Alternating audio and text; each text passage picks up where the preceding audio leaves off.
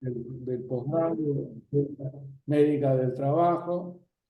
Nos acompaña prácticamente se recibió en hiciste la primera corte, Silvia, la segunda, fue y desde ahí en adelante nos acompaña como docente y antes integrante del área de salud y trabajo de la Facultad de Medicina. Continúa siendo docente del pregrado en el segundo año de la carrera, médica, integra las comisiones médicas de Rosario y tiene una actuación muy, pero muy destacada en el coro de la Asociación Médica de Rosario. Así que ya en algún momento también, quizás en la fiesta de graduación, podríamos contar o con ella cantando o con el coro. Bueno, Silvia, te dejamos con la clase. Cuando vos termines, vamos a ver, a ver un par de...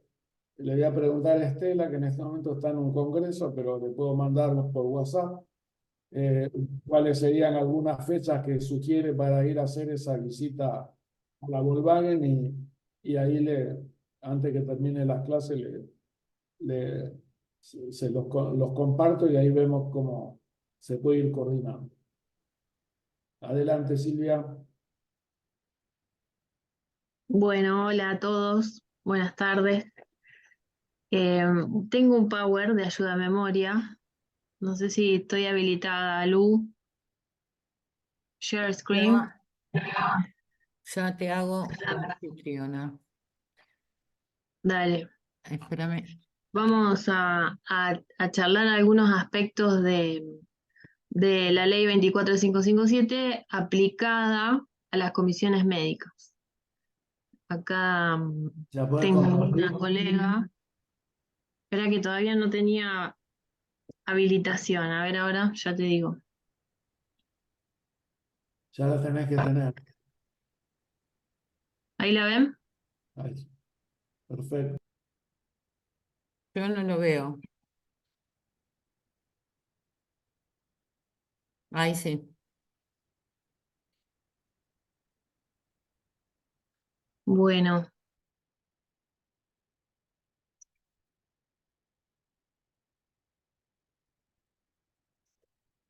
doctora Canaloso, sé que estás ahí, manifiéstate.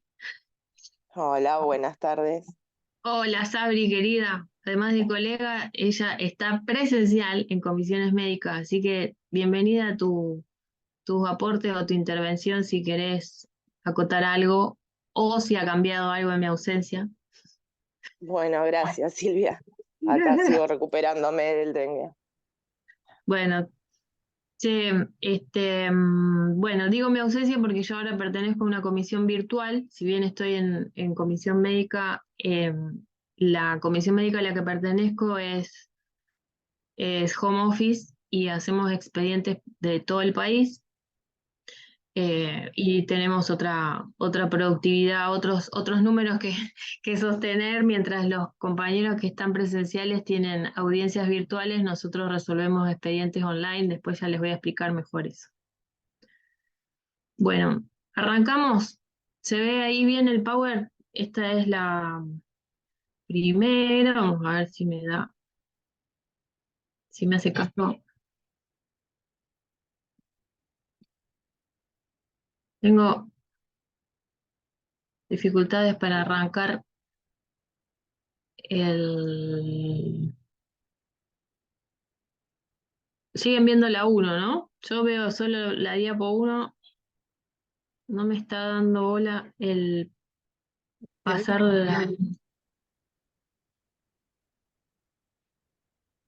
Se ve la 1, sí, y la pantalla completa. Habría que buscar después la opción a lo mejor de presentación. A ver, espera que voy a hacer stop share y empiezo de vuelta.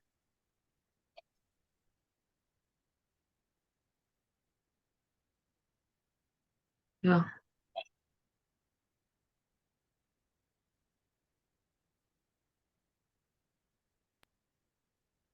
Probá, Silvia, de vuelta, a ver. Sí, ya lo cerré y ahí lo volví a abrir, pero Bueno, lo voy pasando con flechita. Ahí tengo la 2. ¿Ven que está en rosa? La ley 24557. Bueno, ahí me confundí un número, recién me doy cuenta. Tenemos cómo es el inicio, la entrada al Tenés sistema. que maximizarlo en tu... ¿Cómo hago para? F5. Hola Miriam. ¿Cómo andás, Silvi? No, ahí abajo con el puntero, Sí, al lado donde dice 72%, hay que hacer un clic en esa pantallita. espera que no tengo, no lo veo porque me está tapando la botonera del mouse.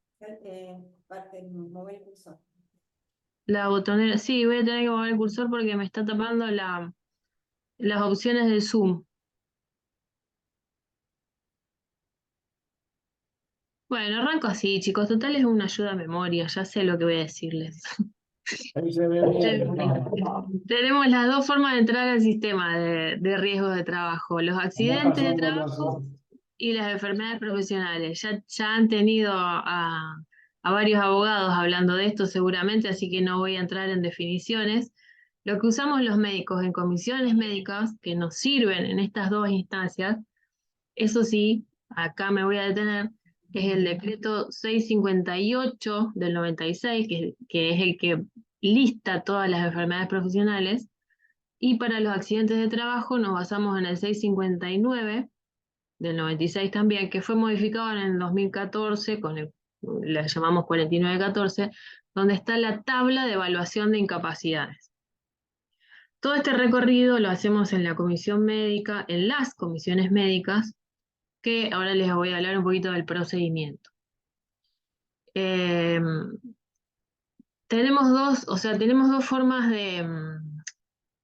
mejor dicho, tenemos un antes y un después de la ley, de famosa ley de ART que tanto resistimos y que finalmente Santa Fe adhiere, que es la 27348, donde la cantidad o sí, además del número de trámites, sino la forma de presentación de trámites laborales se ha recortado un poco, pero hasta ahora conviven las dos resoluciones. Las provincias que adhirieron a esta ley que modificó, que fue la famosa ley de RT, tienen vigente la resolución 298 desde el año 2017. Las que no adhirieron todavía tienen vigente la resolución y única 179 que data del año 2015. Esas dos resoluciones estaría bueno que las rastreen en la página de la superintendencia porque habla de la forma de presentación de los trámites laborales. Y los trámites laborales es a veces la clave de lo que después va a ser o una aceptación o un rechazo para la persona que tiene un infortunio. ¿Qué quiero decir con esto? Cuanto más prolijo esté esa presentación, más posibilidades tiene la persona de ser aceptado dentro del sistema de riesgo de trabajo, o sea, que la RT les dé la cobertura que se merece, porque la superintendencia como órgano receptor de todos estos expedientes se ha puesto bastante áspera después de esta modificatoria de la ley porque hizo pasar todos los trámites laborales a través de comisiones médicas donde antes muchos de ellos iban directo al juzgado.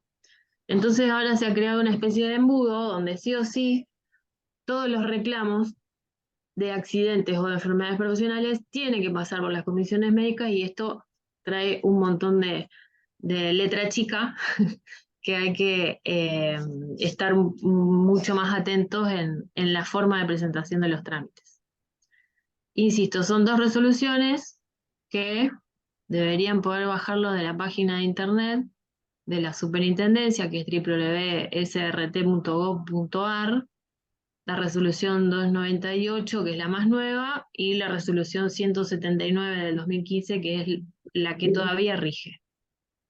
Las provincias adheridas las tenemos todavía mixturadas en un mapa, y este es un poco más completito porque además de estar adheridas, algunas provincias pueden estar sin procedimiento, o sea, pueden haber adherido solamente de onda, solamente por firmar el acuerdo, pero no se están ejecutando las nuevas resoluciones. Esto también lo tienen en la página, fíjense cada uno la comisión médica que le queda más cercana, como para ver qué tipo de trámites ingresan esas en cada localidad. Mejor dicho, en cada localidad no, en cada provincia. Porque también lo que ha pasado en esta modificatoria de la ley es que las comisiones médicas se han descentralizado de alguna manera y se han multiplicado también en distintos sectores. La resolución 179 del 2015 admite todas estas formas de presentación de los trámites. Esto sí es una diapo que si pueden les hagan fotos. Esperen que se lo subo un poquito más. 179/2015. Las que puede presentar el trabajador, según la instancia del proceso en el que se encuentre. Supongamos que el trabajador tiene un accidente o quiere reclamar una enfermedad, cualquiera de las dos cosas, lo hace ante la aseguradora de riesgo de trabajo y la aseguradora le tiene que dar respuesta, pero esa respuesta no llega nunca dentro de los 5 días, ni de los 6 días, ni de los 10 días, X días. Entonces, a ese trámite de no respuestas le llamábamos silencio de la RT. Este es un trámite que tiende a desaparecer. Supongamos que la persona que tuvo el infortunio sí le dio respuesta a la aseguradora, lo atendió un médico, le dio una especie de tratamiento y le rechaza ese infortunio por X causa. Bueno, ese segundo escalón es una posibilidad de ingresar el trámite o expediente a la superintendencia como con el formato de rechazo de la denuncia de la contingencia. Ahora supongamos que la persona que se accidentó se trató por la RT, lo vio un médico, lo rehabilitó y en el medio de esa rehabilitación no está del todo de acuerdo con las prestaciones o el tratamiento que le están otorgando, o por ahí le están tratando un sector anatómico y se están olvidando del hombro y la rodilla o alguna otra cosa que le duele que no le están dando importancia. Ese punto 3 se llamaría divergencia en las prestaciones. Una persona que está dada de baja por el sistema, mejor dicho, está siendo tratada por la RT en buenos términos, porque la RT aceptó el siniestro, que ya eso es un montón, pero en alguna parte de ese proceso hay una incongruencia o una duda o algo que no le está cerrando demasiado, y bueno, hace la consulta por divergencia en las prestaciones. En el punto número 4, supongamos que la persona tuvo el infortunio, se trató, se rehabilitó, le dieron FKT, estuvo todo contentísimo con el tratamiento, pero en el momento de darle el alta dice, no, paren, porque en realidad a mí me duele todavía, no sé si estoy tan joya como para volver al laburo, entonces ahí en realidad lo que discuto, o lo que discute la persona, o el abogado, es la divergencia en el alta médica. Digo, bueno, paren porque me parece que lo están devolviendo al trabajo medio anticipadamente. El punto siguiente es similar al anterior, es cuando la persona le pasa algo, es tratada, rehabilitada, le dan el alta, vuelve al trabajo, pero dentro de los primeros 5 días se da cuenta de que le empezó a doler. O que tiene por ahí la herida que todavía no está del todo cicatrizado y se le abrió. O le pasó algo dentro de esos 5 días en el trabajo que en realidad no se siente del todo seguro. Y tiene que hacer un reingreso a tratamiento. O sea, la diferencia entre uno y otro es la cantidad de días que pasan entre el alta médica. Si lo hacemos en las primeras horas va a ser divergencia en el alta, pero si ya pudo reintegrar, si pudo probar un poquito, va a ser reingreso a tratamiento.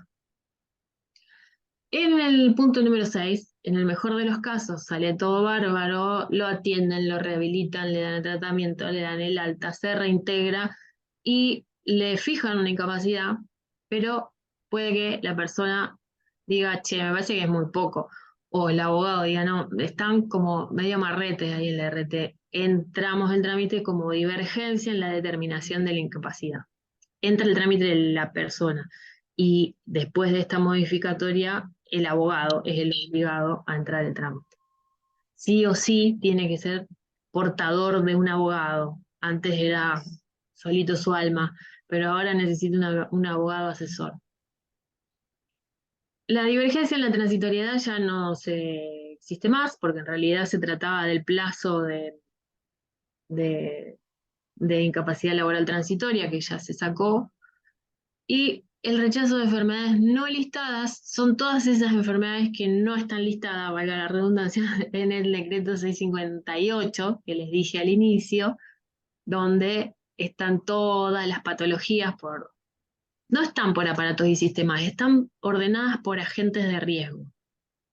Si no lo han leído todavía, los invito a leerlo, a bajarlo también de Infoleg, www.infoleg. Lo bajan en el escritorio de la compu y los que puedan lo imprimen. Así ya lo tienen a mano para detectar por agente de riesgo qué tipo de lesión podría estar ocasionando. Esos son los 8 expedientes o trámites que podría ingresar el trabajador en caso de tener un infortunio en la Superintendencia de Riesgo de Trabajo, lo hace online últimamente, y se da una citación o no citación, sino que se evalúa por comisiones médicas, que pueden ser en el formato presencial o virtual. Últimamente pasan todos los trámites más virtuales que presenciales.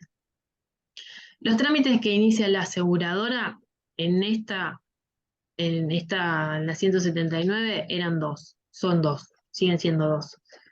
Lo hacía por determinación de incapacidad, que era muy parecido al anterior, cuando le estaba ya dando un puntaje de incapacidad por un infortunio y se lo fijaba la RT y la persona firmaba en acuerdo, conforme a lo que le estaba dando, o en el otro expediente que presentaba la RT era cuando había abandono de tratamiento, que es el famoso artículo 20 de la Ley de Riesgo de Trabajo.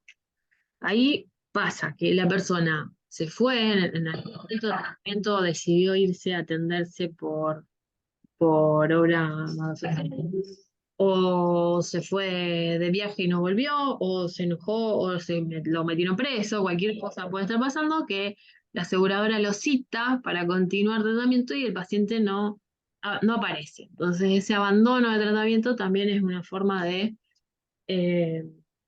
ingresar, digamos, un expediente en la superintendencia lo cita, le pregunta a la persona qué pasó, por qué no fue, qué fueron las causas por las que dejó, abandonó ese tratamiento, y se hace todo un acta, y después se determina si vuelve a tratarse por la RT o seguimos como estábamos.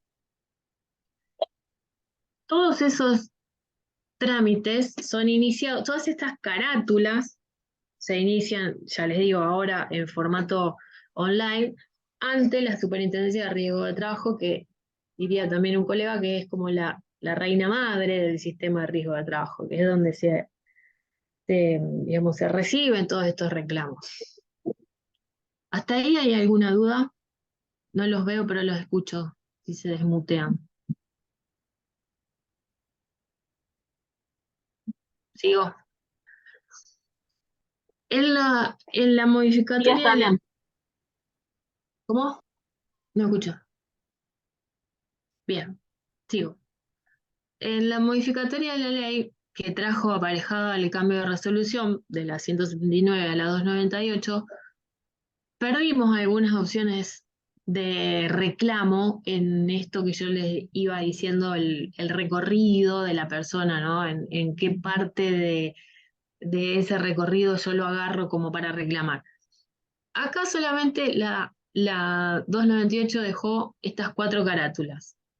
La valoración de daño, que es asimilada a la determinación de incapacidad, solamente le importa cuánto le está pagando a la persona, o la divergencia en la determinación de incapacidad, lo mismo, más de lo mismo, pero en una está de acuerdo y en la otra no estaría de acuerdo. La determinación de la incapacidad se da, es más de lo mismo, nada más que cuando cae la valoración de daño, ahí se vuelve a analizar todo de nuevo, se vuelven a analizar los números finales. Y el rechazo de la contingencia, o sea, la primera instancia, o sea, acortamos la posibilidad de reclamo de la persona solamente en la primera etapa del proceso, lo dejo reclamar como rechazo, o en la última etapa del proceso, si está de acuerdo o no con lo que está por recibir en el orden económico, como resarcimiento económico. Todos los demás los hemos perdido en el camino, porque los otros motivos de presentación quedaron en la resolución 179 de 2015. Por ahora tenemos digamos, la buena noticia de que siguen conviviendo las dos resoluciones. Mi temor es que cuando todo el país adhiera a la nueva ley de RT, la resolución vieja se caiga y ya no haya forma de reclamar por todos los formatos que les dije antes. Entonces, mientras puedan resistir algunas provincias, bienvenido sea. Nosotros en Santa Fe hicimos todo lo posible hasta que nos ganaron la pulseada.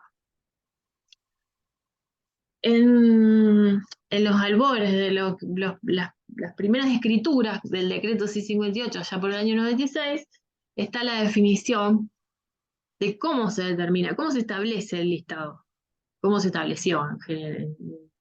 Porque la verdad que debería actualizarse anualmente con un comité consultivo permanente, pero no se hace.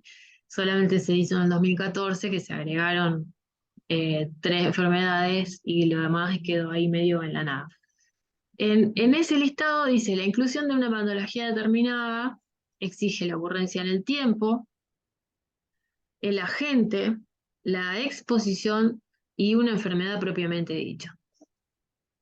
En este momento, la superintendencia como institución está poniendo el ojo en todas estas cosas. No, la verdad que no, le iba a decir una más que nada, pero sí en el diagnóstico preciso de la enfermedad. Y ahí es donde ustedes, si tienen ya algún estudio jurídico que los esté tentando a hacer este tipo de tareas o ya están trabajando con abogados al respecto, ahí es donde ustedes tienen que tener bien abiertos los ojos de poner exactamente el diagnóstico de la enfermedad tal cual figura en el decreto 658. Porque ahí es donde a veces se determina si tiene una carátula u otra. Ahora lo voy a ejemplificar. Pero a lo que voy es que la enfermedad no puede estar sospechada con un síntoma. Por ejemplo, una de las que se incorporó en el decreto 4914 fue la hernia disco lumbosacra, que ahora la vamos a discutir. Pero no es lo mismo que yo denuncie una lumbalgia, que denuncie una hernia disco lumbosacra. Y si denuncio la hernia disco lumbosacra, la tengo que acreditar fehacientemente con una resonancia, con un informe donde diga que existe, que está, que es real. Entonces ahí es donde está poniendo más el ojo que antes la comisión médica. Ahí se están poniendo ásperos en los trámites de aceptación o rechazo, básicamente. Sigo por acá. Una vez que tengo la definición de la enfermedad propiamente dicha, me voy a meter en la amplia gama de enfermedades profesionales, porque en los accidentes puede pasar cualquier cosa. Es parte de un infortunio súbito violento que puede tener cualquier manifestación desde la clínica y cualquier secuela. En cambio, las enfermedades las tenemos escritas, las tenemos listadas, y lo que tenemos que prolijar es la forma de presentación bueno, o ir viendo qué es lo que pide la superintendencia. Para eso me voy a basar también, además del 658, me voy a basar en el 659 y en el 4914, que modifica solamente en 3 enfermedades, y vamos a ir revisándolo también por índice general. Y ahí les marqué las 3 más frecuentes. Ahora tendría que hacer de nuevo una investigación al respecto, pero Eh, en general son las patologías de hombro, la hipoacusia y el síndrome de túnel carpiano en nuestro medio, como enfermedades profesionales más frecuentes en la Comisión Médica de Rosario, en la 07. Digo porque encontrándonos a veces con colegas de comisiones médicas de otras provincias, tienen otro perfil epidemiológico en patologías que se presentan. Todas las comisiones médicas que están en la cordillera tienen mucho más casuística en relación a las enfermedades respiratorias, quizás, eh, por los trabajos de minería o por los trabajos en las petroleras. Bueno, nosotros tenemos esto generalmente por lesiones por agentes repetitivos de miembros superiores, por toda la metalmecánica, por toda la metalurgia, la hipoacusia devenido de toda la metalurgia que tenemos en el sector, y el túnel carpiano de movimientos repetitivos también, sobre todo en los frigoríficos. No, cuando digo nosotros acá en la región de Rosario alrededores, del sur de Santa Fe. Ustedes después me dirán en otras regiones qué perfil tienen. Me detengo en una de las tablas del decreto 658, que yo les dije que están ordenados por agentes de riesgo. Me detengo en el agente que es posiciones forzadas y gestos repetitivos en extremidades superiores. Y ahí, fíjense que describe afecciones periarticulares, hombro, por ejemplo, hombro doloroso simple, tendinitis del manguito de los rotadores, u hombro anquilosado, después un hombro doloroso rebelde, y en la parte de la derecha de la columna tenemos el tipo de trabajo que tiene que requerir movimientos repetitivos o forzados del hombro. No me especifica demasiado, pero me lo sugiere como relación causal directa. Lo mismo en el codo. Me describe epicondilitis, epitrocleitis o higromas agudos de las sinoviales, inflamación del tejido subcutáneo de la zona de apoyo del codo. Y en la parte derecha me describe trabajos que requieren movimientos repetitivos o de aprehensión o de extensión de la mano, o de supinación o pronosupinación. Trabajos que requieren movimientos repetitivos en aducción o en flexión y pronación de la mano y la muñeca, y movimientos de supinación o pronosupinación. Bueno, lo mismo para lo de abajo. Tengo el síndrome de compresión del nervio cubital, el síndrome de pronador, el síndrome cervicobraquial. En manos y muñecas tengo tendinitis, me fui demasiado, y el síndrome del túnel carpiano y también el síndrome del canal de Bouillon. Con estos, primero tengo que tener un diagnóstico preciso, como les decía. Si denuncio una patología de estas, tengo que acompañarlo o con el informe de la resonancia, o con una ecografía, o con una electromiografía. No están siendo suficientes los certificados médicos. La superintendencia está poniendo el ojo en que la patología esté correctamente diagnosticada. Además del médico que ponga el sello y la firma, tiene que tener el aval del estudio correspondiente. Digo porque la mayoría de los casos están siendo rechazados por la RT, por este gran volumen de expedientes que están entrando, que antes pasaban directamente hacia el juzgado.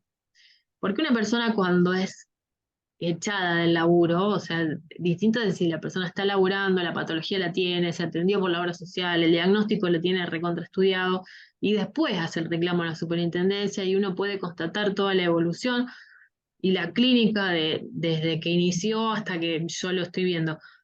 Pero cuando un trabajador es echado del sistema de su trabajo, el abogado hace un pool de patologías probables que pueden haber existido en ese puesto laboral, y se tira la pileta con los diagnósticos. Y ahí es donde está un poco la falla en el sistema.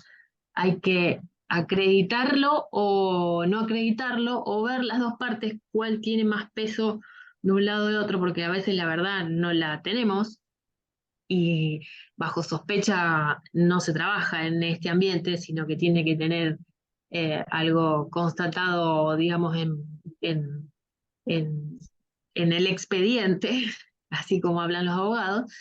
Y bueno, con todo ese combo puedo determinar si la enfermedad profesional existe, si el tiempo de exposición existe, y le pongo el moño a la cuestión y se lo doy al RT para que lo trate, en el caso de que haya sido rechazado.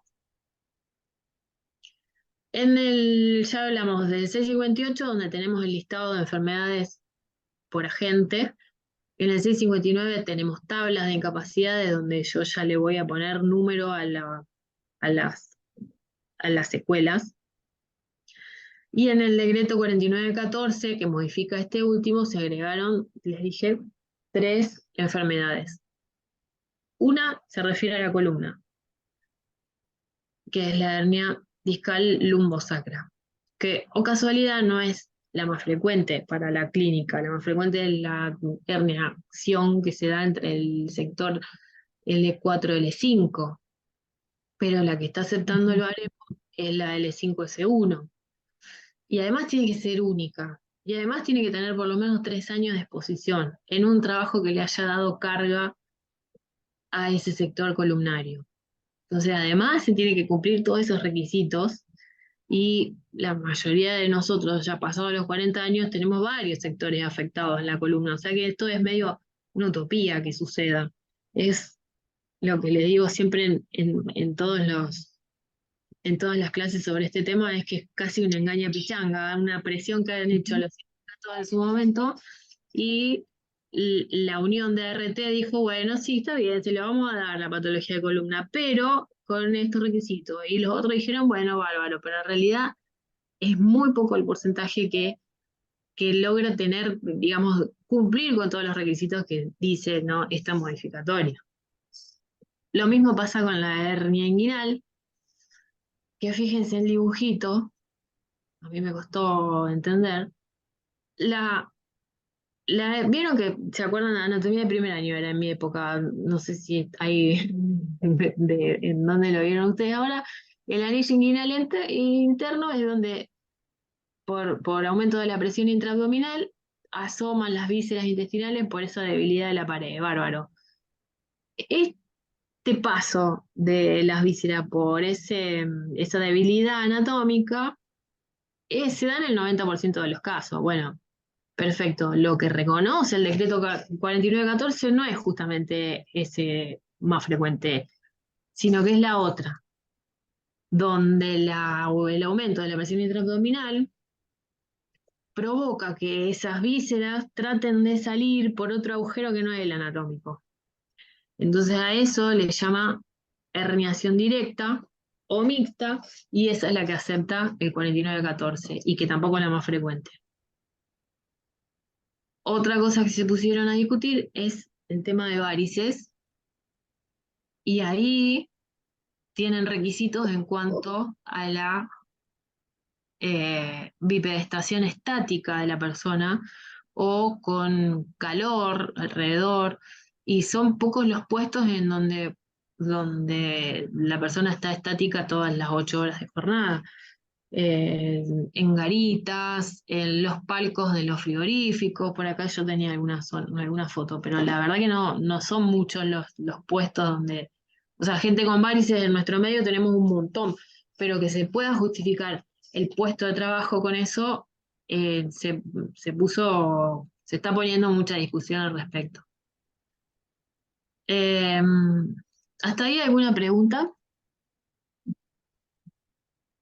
¿Sigo? Bien. En otro de los requisitos que la resolución 179 le, le, le indicó a las aseguradoras incorporar al expediente es el informe de CIMAT. Esto fue, digamos, fue positivo en su momento, porque el informe de CIMAT es un detalle de cómo trabaja la persona, ¿no? Es un estudio de condiciones y medio ambiente de trabajo, lo saben ya del año pasado, de haberlo tenido a NEFA seguramente en el Zoom. Y este informe se puso casi en exigencia para cuando uno sospecha que realmente el trabajo que hace le está ocasionando lo que dice tener, no solo lo que dice tener, sino lo que tiene constatado. Entonces,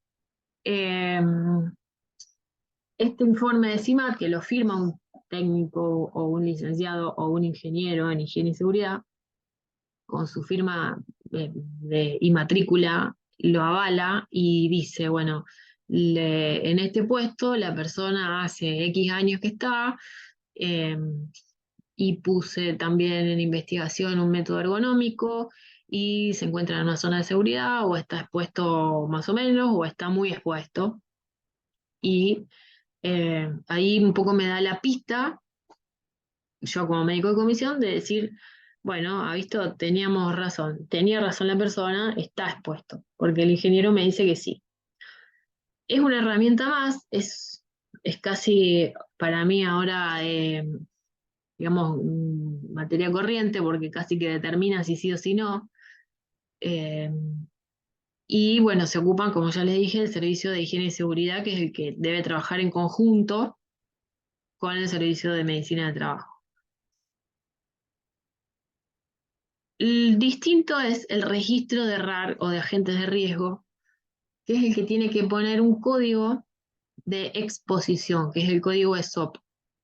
El código ESOP es como una especie de listado donde uno evalúa un riesgo en un sector y le pusieron un número. Por ejemplo, el 90.001 es que hay exposición a ruido. Fueron con un decibelímetro y midieron más de 85 decibeles, listo, ahí hay un riesgo que es el 90.001. Entonces todo este sector de los foguistas, de los ayudantes, de, no sé, del sector calderas, existe ese código de riesgo y lo pongo en ese listado. Pero este listado muchas veces lo hace el propio corredor de seguro o lo hace el gerente de la empresa con algunos recursos humanos, en el momento que hacen la póliza. O sea, lo hacen por una cuestión de ver cuántos riesgos hay acá, cuánto te voy a cobrar. Y este no tiene firma de un profesional habilitado a investigar el riesgo. Entonces, el registro de agentes de riesgo o RAR cada vez me está sirviendo menos. Y digo cada vez porque las aseguradoras muchas veces se valían de eso para rechazar, y ahora en realidad yo con el RAR no me quedo contenta porque en realidad el código de riesgo que dibujan es cada vez menos, o sea, cada vez ponen menos para cobrar menos alícuota, y no me quedo contenta con el cacho, entonces pido un informe de CIMAT para que se investigue un poquito más a fondo. El RAR siempre lo tienen que presentar las aseguradoras en el expediente y a veces es el fundamento del rechazo. A veces con el RAR me resulta, digamos que sí, es lógico que eso suceda, pero a veces no, me queda la duda y pido un informe de CIMAT. ¿Se entendió la diferencia? Con el RAR solo, que es listado, no hacemos nada. Con el CIMAT, por ahí ya tenemos un profesional que ha investigado el puesto de trabajo propiamente dicho. Esos dos elementos me ayudan a definir si está o no expuesto. La CIMAD, como Nefa ya les debe haber dicho el año pasado, bueno, es la articulación sinérgica y combinada de la carga, lugar de trabajo, están las definiciones, ya lo tienen, me salen todas las notificaciones de WhatsApp. Evalúa, según el profesor Nefa, estaría evaluando digamos que todos los ítems que aporta el Departamento de Higiene y Seguridad, con los que aportan recursos humanos, como el que es la organización y el contenido del trabajo, más la carga física, que lo puede dar cualquier estudio ergonómico, la carga mental y la carga psíquica también, más la configuración y duración del tiempo de trabajo, más el sistema de remuneraciones, la ergonomía propiamente dicha, la transferencia de tecnología, el modo de gestión de la fuerza de trabajo, la participación que puedan tener esos trabajadores y las condiciones generales de vida. Se limitan solamente a investigar el puesto de punto de carga física, porque es el agente de riesgo más solicitado. Y además, si me quiero poner más finita, todavía no existe un agente que sea estipulado como carga psíquica, ¿no? Si uno quisiese denunciar el daño psicológico, o el estrés laboral, que existe como cuadro descripto en la Organización Internacional de Trabajo, ya y en muchos países lo han adoptado, pero Argentina no lo tiene descrito ni en el listado de enfermedades profesionales, ni en en el listado de RAR, ni para código ESO, no existe, entonces lo que no existe no lo puedo determinar todavía. Todavía. Esto es un informe de CIMAT de una RT, que no sé si creo que, bueno, ahí dice la segunda, lo pone como un checklist, van haciendo, ya tienen un preformato y van poniendo sí, no, qué riesgo hay, bueno. Esto es un informe ergonómico que a veces adjuntan, en ergonomía ustedes ya dieron parte del año pasado, la cantidad de movimientos que hace por minuto, si utiliza miembro superior, si utiliza columna, si utiliza miembro inferior, etcétera. Los más frecuentes en nuestro medio, que ya les dije, manguito rotador, túnel carpiano y hipoacusia. Me detengo en estas curvas audiométricas, que ya lo van a ver cuando vean aparatos y sistemas con algún otorrino que inviten. El cálculo es bastante bodrio de sacar de la hipoacusia. Pero fíjense que las curvas que yo tengo que observar en una audiometría, si es normal, me va a dar una curva plana que oscile entre los decibeles 0 y 10, que es una pérdida muy pequeñita. En las primeras etapas del comienzo de la hipoacusia voy a tener una curva pseudo normal que arrastre el escotoma, mejor dicho, que arrastre en la frecuencia de 4000 un descenso, que es el rojo, el primero de la curva inicial. Eso sería una fase 1. Después, esta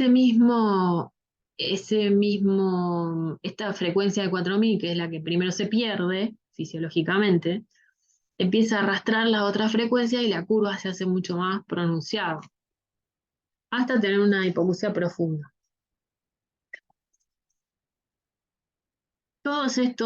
Esta pérdida en decibeles se va a sumar y se va a calcular numéricamente. Si la curva de inicio supera los 100 decibeles, por ejemplo acá fíjense que está graficado en los 10 decibeles, y yo me fijo en la frecuencia de 500, de 1000, de 2000 y de 4000. Y caen todos 10, 10, 10, y la de 4000 está en 40. Bueno, entonces la sumatoria de este va a ser 40, 50, 60, 70.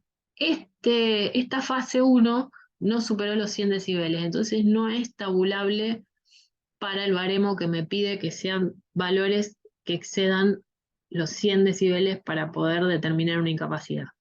¿Qué quiero decir con esto? Puedo tener un trabajador que esté expuesto a ruido, que la aseguradora reconozca que hay una exposición porque hay decibeles altos.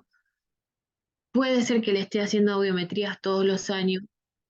Puede ser que esté empezando a tener un déficit auditivo, una hipoacusia perceptiva leve incipiente, le llamamos, pero que todavía no sea pasible de determinar incapacidad. Son casos muy discutidos, pero que si yo sigo con el mismo trabajador expuesto en las mismas condiciones, a los pocos meses o al año o siguiente, ya la curva se va a profundizar y ahí ya la aseguradora estaría dispuesto a pagar. Fíjense qué crueldad, le estoy hablando así en términos bien fríos, es una cuestión económica lo que plantea la aseguradora, en qué momento paga, en qué momento no, y muy pocas veces reubica al trabajador, lo sigue exponiendo en el mismo sector. En esto tienen que estar ustedes un poco advertidos cuando estén trabajando en empresas y cuando empiecen a observar que hay varios denunciando lo mismo, muchas veces el mismo grupo de trabajadores que no quieren desprenderse de ese sector porque a veces se paga extra por estar expuesto a, entonces quieren seguir en esa misma área, ¿viste? Esto como es bastante áspero el tema in situ. Pero para mí es bastante aberrante que además de empezar diagnosticarle, determinarle, lo pueda seguir exponiendo. Eso es lo que tendría que estar evitando. Debería sacarlo del sector, porque el tipo se va a quedar sordo más allá de que labure o no labure. Entonces, me parece. Digo, la promoción y la prevención como estrategia de APS no deberíamos perderla de vista nunca, más allá de donde estemos trabajando. Y bueno, para pensarlo, cuchi cuchi. Las audiometrías de control solamente se hacen si el RAR declaró el riesgo 90.001 como exposición en un sector. Si no está expuesto, al trabajador no le hacen audiometrías periódicas. Entonces a veces tiene que venir con una audiometría particular, porque el sector de él, según dicen, no está expuesto, y capaz que está expuesto porque el decibelímetro dio 79 decibeles en vez de 85, pero guarda, hay que trabajar a esos decibeles 8 horas. Entonces, digo, la ley está, fija un límite y uno tiene que eh, cumplir esa legislación o hacerla cumplir, pero también desde el punto de vista clínico lo podemos discutir y lo podemos justificar también. Entonces, si a ustedes les toca en algún momento hacer de médicos de parte y después de que haga este paseo por la superintendencia determine si sí o si no, pueden entrar a discutir incluso los dictámenes de la superintendencia y hacerle un informe de juez un poquito más detallado del porqué de la fisiopatología. Sí, veo una manito levantada. Me viene bárbaro, así tomo agua. Tamara, te escucho. No, bueno, no me quedó muy claro entonces, al ser entonces un elemento tan importante del RAR, no me quedó claro cómo no tiene que tener un responsable de firma. Eso no me quedó claro. Sí, ya sé que me preguntas son inocentes, pero bueno, quiero que me quede bien claro. Sí, así es. No tienen responsable de firma. Mejor dicho, tienen responsable de firma, que generalmente es el gerente o el dueño de la empresa con el corredor de seguros de la RT, pero no es un especialista en higiene y seguridad que me está investigando el puesto. Solamente van, pasean y dicen, bueno, acá hay riesgo a esto, a esto y a esto, y ok, entonces te hago una póliza de X cantidad monetaria. Pero ¿Cuánto? ¿cómo no lo miden? Por ejemplo, en el caso del ruido que estás diciendo vos, ¿cómo es? Porque a ojímetro es. Milímetros, sí. En el mejor de los casos lo miden cuando lo tienen que informar por un CIMAT. Y a veces esperan hasta que la superintendencia les pida a la RT el CIMAT y la RT se lo pide a la empresa. Todo ese recorrido, que ya es tarde porque el trabajador está declarando una hipoacusia y supuestamente está sordo, después de varios años de trabajar en un lugar, lo constata años después. En el momento de hacer la póliza, dice, bueno, ¿acá le ponemos ruido o no le ponemos ruido? Pero Y es puede así. tener RAR y no tener CIMAT, entonces, en un primer momento, Sí, sí, sí. ¿eh? De hecho, el RAR siempre existe. El CIMAT es lo más raro. Ah, ¿y quién debería exigirle? No hay a priori una exigencia a la RT, o sí, de la superintendencia, por ejemplo, o algún otro No, medio de contralor, ¿eh? la aseguradora, a priori no. La aseguradora se pone los pantalones de investigar CIMAT recién cuando aparece una denuncia de enfermedad profesional de algún sector. Ahí sí, la superintendencia le pide a la RT y la RT le pide a la empresa. Pero si no, antes no. Son Y, muy pocas y las empresas que tienen ordenados los informes de CIMAT antes de que se los pidan. Las empresas grandes sí, pero las medianas empresas y las pymes no. No hacen, no llaman a un ingeniero a que mida polvillo, que mida ruido, que mida nada, porque son pocos trabajadores, porque están siempre al límite de todo, entonces no hacen informes de CIMAT, no los tienen en un legajo, no tienen ni siquiera la departamento. RT tiene que mostrar, tiene que tenerlos o no. La RT lo tiene que salir a buscar en el momento en que aparece el primer reclamo. Ah, bien, bien.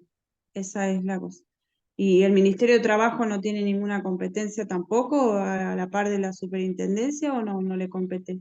Debería aparecer antes. El Ministerio de Trabajo en realidad aparece cuando hay muchos reclamos y la empresa se transforma en una empresa de alta litigiosidad. Entonces ahí se arman operativos del Ministerio de Trabajo, porque hay pocos inspectores también, y recién ahí los inspectores van a hacer el relevamiento de todas las instalaciones, del ruido, del polvillo, de todo. Y ahí es donde les ponen multa, y ahí es donde le dicen que hay que modificar tales y cosas, Pero pero si es a uno, por ejemplo, perdón, no que seas insistente, pero por ahí, si a uno le llega por algún motivo la información de que están trabajando de tal forma, ¿puede pedir inspección? Sí. sí, diría que sí. No es el ámbito de mi competencia porque en realidad los inspectores son del Ministerio de Trabajo de la provincia. No existe ya en la superintendencia un departamento de prevención como existía Mm, antes. El doctor Cohen era gerente de sí, prevención de la mm, superintendencia, donde acá en Rosario teníamos una médica, dos ingenieros y como 4 o 5 informáticos, y cuando a uno se le complicaba lo mandábamos a hacer un CIMAT acá a Swift o a Paladini, donde sea. No existe más desde la superintendencia, quedan solamente 2 médicos para todo el país. Se bien. ha desmantelado. Y la CIMAD no tiene un mínimo de trabajadores, una empresa así como tenemos en cuando no. No, cuando hay un reclamo lo mandan, así sea una pymes, Ah, lo bien. mandan a RT. O sea, también tenemos, si querés un poquito más, me pongo a pensar cuál será el sesgo del evaluador que en realidad está trabajando para la RT.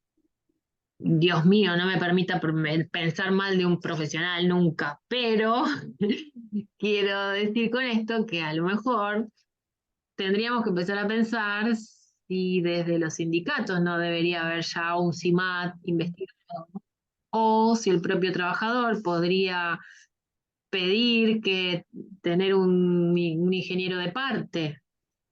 Se me ocurre porque esto del CIMAT es relativamente nuevo, apareció en el 2015, no hace tanto. Y, Ah, ok. y tenemos solamente el informe de un solo sector, que es el de la aseguradora, Bien. además. Bueno, gracias. Así de complejo está el tema. Así de complicado está la aceptación de las ART de enfermedades profesionales. Bueno, sigo adelante. Este cuadrito ya lo vimos, ya se los fui comentando. Ahora un poco de refresh de memoria. Acuérdense, cuando vimos traumato, estaba conformado el maquito rotador. Acá fuimos todos de nuevo a leer un poco los libros de traumatología. Y nos acordábamos que era la coordinación funcional de estos 4 músculos escapulohumerales que se insertan todos en la tuberosidad humeral, que es el supraespinoso, el infraespinoso, el redondo menor y el subescapular. Cualquiera de ellos puede estar desgastado, y ojo al piojo que si se rompe o si hay desgarro, ya comisiones médicas suele decir no, esto no está escrito en la ley. Lo que tiene que ver es una tendinitis o un síndrome de manguito rotador propiamente dicho. Muchos años tuvimos la discusión si era tendinitis versus tendinosis, si era crónico o si era agudo. Ahora ya un poco esa discusión está superada, y si la persona está expuesta y la lesión la tiene, eh, le, le damos, digamos, el beneficio de la duda y se lo considera como síndrome de manguito rotador y entra a tratamiento por parte de la RT. Muchas veces se termina rompiendo el supraespinoso en el medio del tratamiento y lo tiene que operar.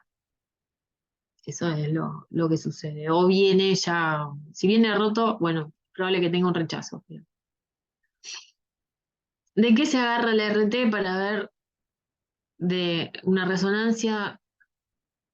Acá la discusión también puede pasar si el evento es agudo o es crónico. Por ejemplo, hay algunos casos que son mixturados, porque la persona viene, por ejemplo, unos trabajadores de la curtiembre o de los cueros que van tirando así, este movimiento de un lado, de una mesa, de un lado para otro, o levantan el cuero y lo tienen que estirar para hacer un tratamiento del cuero de vaca, que es pesado, y está mojado encima. eh, Empieza con el desgaste de ambos hombros y en un momento se rompe. Y cuando se rompe, ahí el trabajador, además de quedar en dolor vividísimo y tener que irse a su casa, ponerse un inyectable y a empezar a consultar con el traumatólogo, etcétera, lo denuncia como accidente de trabajo. Porque, claro, es un hecho súbito violento que pasó ahí. Todos los compañeros lo vieron, todo, bueno, bárbaro. ¿Qué hace la aseguradora? Le hace una resonancia. ¿Y qué pasa con ese puesto de trabajo? Fue tantos años desgastado que en realidad tiene tantos signos de cronicidad que lo rechaza porque no hay ningún signo de episodio agudo.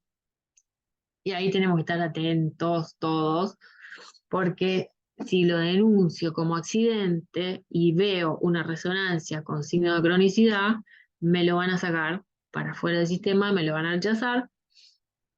Y bueno, se puede reclamar después como enfermedad profesional, porque el puesto me lo habilita, pero es un doble paseo, porque la persona con un neuroexpediente hace todo un recorrido, lo rechazan, queda sin tratamiento, sigue por su obra social, capaz que lo operan y todo, y después tiene que iniciar un nuevo expediente por enfermedad profesional. ¿Qué se fijan? En lo que dice la resonancia. Entonces, si acá, por ejemplo, en este ejemplo, tiene una rotura de espesor completo del infra y el supraespinoso con retracción, que abarca un gap de 30 milímetros. Se acompaña de edema del vientre muscular profundo, rotura parcial del subescapular, bueno, también tiene un gap. Cuando tiene tanto signo de cronicidad, ya lo van a rechazar como accidente.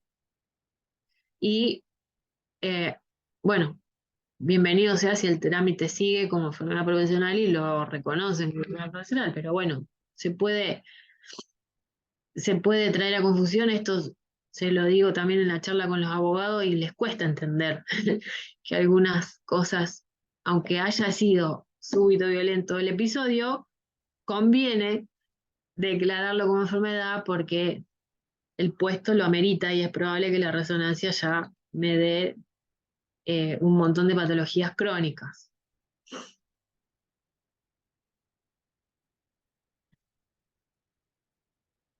¿Cómo rechaza la aseguradora? Dice que en la resonancia se observa una patología de naturaleza inculpable o preexistente no relacionado con el hecho denunciado, que es la ruptura degenerativa del supraespinoso y subescapular con retracción de cabos, hipertrofia, bursitis.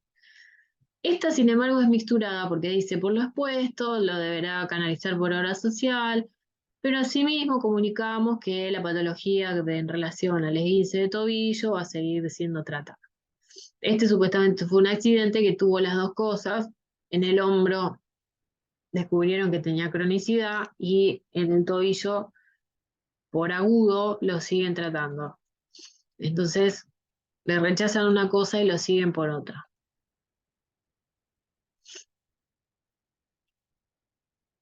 Esto es lo que le decía recién, hay que estar atentos. Si tienen la resonancia en mano, si ven un paciente que ya fue estudiado por obra social generalmente, pueden inferir cómo conviene denunciarlo, si como accidente de trabajo o como enfermedad profesional. Porque hay puestos que tienen esa salvedad, que pueden ser denunciados como enfermedad profesional. Hay puestos que no, que en realidad si les pasó un accidente, bueno, les pasó. Pero hay puestos que sí, fíjense, todo lo que esté trabajando con el hombro en elevación anterior o en abdoelevación a más de 90 grados, tiene riesgo de desgaste del supraespinoso, y más si tiene un acromion curvo que lo está atrapando y le está dando un síndrome de fricción. Si hay algún traumatólogo acá que me ayude a ver si estoy diciendo todo bien, que me colabore en la fisiopatología.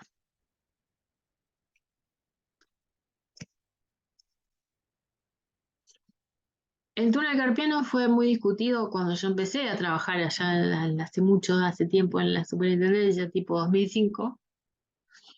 No se aceptaba nada de túnel carpiano, era como rarísimo. Después empezaron a ver que los informes de CIMAT venían con CIES puesto, por la cantidad de frigorífico que tenemos en la zona, y por los charqueadores y los despostadores, la forma que utilizan el cuchillo con tantos movimientos por minuto. Entonces, nuestro medio se fue aceptando cada vez más hasta pasar a ser una de las patologías elite de nuestra región. Es el atrapamiento del nervio mediano, que acá lo ven en amarillito, por debajo del ligamento transverso del carpo. Al engrosarse toda esta zona, toda esta banda fibrosa, lo atrapa y le da una sintomatología referida como el adormecimiento de estos 3 dedos de la mano, a veces un poquito más, y generalmente nocturno, que lo despierta de noche, dice el paciente. Lo mismo con la disfonía, desde que yo empecé en la super, que se reconocía muy poco, y después ya se fueron aceitando los canales de denuncia, y la sobrecarga del uso de la voz en los maestros, profesores, eh, actores, dice, profesionales, cantantes, pobrecitos, estos no se ven porque son la mayoría monotributistas o con trabajos informales, pero telefonistas y docentes sí. La aseguradora lo que está haciendo ahora es tomando los casos y dándole un protocolo de tratamiento foniátrico de 20 sesiones o algunas 40 sesiones, y después lo devuelve al curso. Son maestros generalmente de grado los que gritan en el aula. Lo devuelve al curso y la persona se vuelve a fatigar y tiene otra disfonía, y vuelve al RT, y así le vuelve a dar más tratamiento, y recién a la tercera vez le determinan una incapacidad si la disfonía es funcional e irreversible. Esperan esos 3 episodios para poder pagarle. La mayoría de las RT está haciendo eso. Si hay alguien que trabaje acá por RT, que también me comente algún caso. En los profesores universitarios hay una disposición, los profesores en general, cuando la exposición frente a curso es menos de 16 horas, no se considera expuesto. Es medio aberrante esa resolución a mi gusto, porque fíjense que yo ahora, si no estuviera tomando agua, ya estaría difónica. Vengo de dar tutoría de pregrado desde las 4 de la tarde. En realidad son 4 horas que tengo frente a curso, y bueno, ya me empieza a picar. ¿Qué puedo encontrar en una laringoscopía? Cuerdas vocales normales, incluso estando difónico, o hemorragia, o pólipo, ahí se me fue, o hipertrofia, no me acuerdo qué más decía acá abajo, no lo logro ver. Hasta un cáncer puedo encontrar, por supuesto, pero para que la RT le pague, tengo que tener o leves signos o cuerdas vocales normales, porque cuando la disfonía que se paga en el 658, en el 659, que está en la tabla de evaluación de incapacidades, es la disfonía funcional irreversible, o sea, es por la función, o por la hiperfunción sería de las bandas. Esto quiere decir que si hay algo orgánico, si hay un pólipo, se tiene que operar por su obra social y después volver a ver qué onda. O si hay alguna cosa que sea signo de organicidad, es la causa de esa disfonía, ya no es funcional. Entonces ahí se discute un poco si es rechazo o aceptación. Lo de las hipoacusias ya lo charlamos. En columna, la discusión que tenemos, además de ser el único sector, la hernia lumbosacra, como les dije antes, también tenemos que estar un poco atentos a lo que describe el colega de diagnóstico por imagen. Porque si le pone el broche de hernia de disco al sector L5S1, perfecto. Pero si le pone abombamiento, protrusión o deshidratación o no hernia propiamente dicha, comisiones médicas no le estaría dando lugar a ese reclamo. O si tuviera varios discos afectados, que como les digo, ya después de los 40 nos pasa a todos. Solamente tiene que tener el L5S1 con la hernia propiamente dicha. Los otros casos de discos patológicos no se están aceptando. Así de cruel. El agente causante en este caso es el 80.011, que es carga y posiciones forzadas de gestos repetitivos en la columna. El CIMAT viene con un informe de investigación ergonómica. Acá está la letra chica que decía del 4914, cuando incorpora la hernia discal lumbosacra con o sin compromiso radicular que afecte a un solo segmento columnario. El agente es ese que les decía, entonces ahí le ponemos la firma y el sello, pero la mayoría de los casos es no. Otra patología de columna que pueden reclamar, que está descrita en el 658, tiene otro código ESOP que es el 90.011, que es los expuestos a vibraciones de cuerpo entero, que son los conductores de vehículos pesados, operadores de grúas y equipos pesados, y ahí vamos a tener, ya es más, esto sí es más frecuente, la espondiloartrosis de columna lumbar. Acá con una RX ya lo avalo, le doy el diagnóstico. Hago el reclamo y tiene que ser en estas actividades: uso de martillo neumático, manejo de vehículos pesados como en minería, tractores, excavadoras, motoniveladoras, autoelevadores, conductores de ómnibus, movimientos repetitivos y manejo de cargas pesadas como ferrocarriles, subterráneos, helicópteros. Esto está ahí descrito, maquinaria vibrante como en zarandas, trituradoras, etc.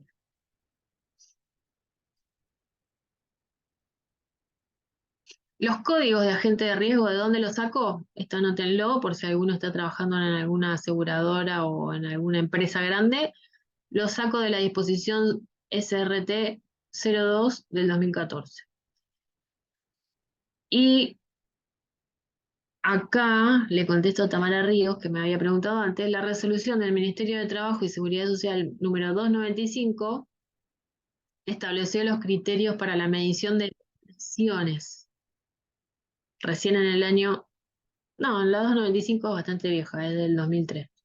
Ahí empezaron a medir las aseguradoras los valores límites de exposición, en este caso a vibraciones de cuerpo entero, pero a otros agentes también se empezaron a medir para hacerlo cuantitativo en el momento de informar en CIMAT, pero no en RAR. La medición cuantitativa se informa en un CIMAT con la firma del ingeniero, pero no en un RAR que lo hace el corredor de seguro, acuérdense. La resolución de la Superintendencia 696 del 2013 aprueba el protocolo para lesiones traumáticas de columna. Estas son resoluciones que si quieren las bajan de la página de la Superintendencia. Ustedes saben que para la pirámide legal, digamos, está por encima de la Constitución, después las leyes, después los decretos reglamentarios de las leyes, y después de esos decretos tenemos resoluciones de la Superintendencia o del Ministerio de Trabajo o del Ministerio de Salud o resoluciones conjuntas, y después disposiciones. Y después de las disposiciones, recomendaciones. Eso es como el plan maestro, ¿no? De más arriba hacia abajo. El de más arriba mata todo, es como el ancho de espada. Después viene el ancho falso, 7 de espada, 7 de oro. van teniendo jerarquía. Entonces estamos llenos de letra chica, no solo en los decretos reglamentarios, que son los dos grandes que les dije, o 3 con el 4914, y después tenemos resoluciones, disposiciones acordadas y acuerdos y zarazas. Todo eso tiene su número y en la superintendencia lo pueden bajar tranquilamente. Y pueden ir haciéndose una carpetita, un archivo en la compu, o en algún momento hay, por ejemplo, resoluciones que habla de protocolos de tratamiento en disfonías, o protocolos de tratamientos en columna, o protocolos de tratamiento en patología de miembro superior o de miembro inferior. Todo eso tiene algún número de resolución X. Esto es lo que le decía antes, que la hernia tiene que estar descrita como hernia propiamente dicha. Bueno, este es otro ejemplo de R de resonancia. Ah, y lo que puse acá, interesante, es que en el mejor de los casos que la hernia L5S1 exista,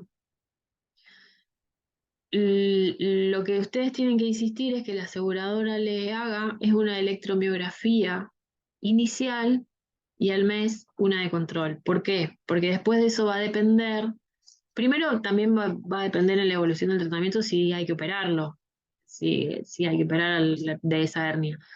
Pero además va a depender de las secuelas, porque las secuelas en el C59 describe con una electromiografía de alteración leve, moderada o severa.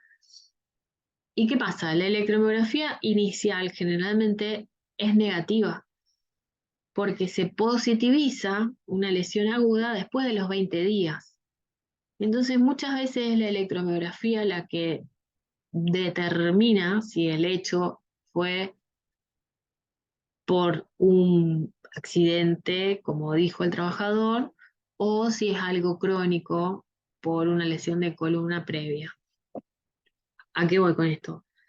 Si hay una hernia única, L5S1, y lo están reclamando, la electromiografía inicial, si la electromiografía inicial ya me da una radiculopatía crónica de ese sector, no puede ser nunca por un evento súbito y violento que pasó esta semana o pasó hoy, porque ya tiene una radiculopatía, ya tiene un déficit en la raíz.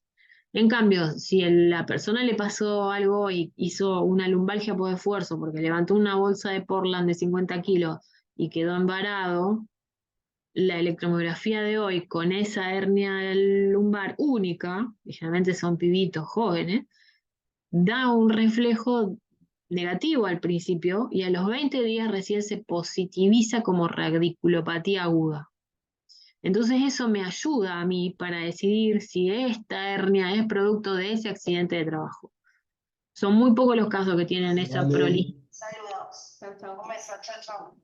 Chau, chau, Mili. Chau. Chiquito, está saludando a alguien y nos estamos enterando todos. No sé a quién, pero te digo, ¿no? ¿Se entendió lo de la electromiografía inicial y al mes? Sigo adelante.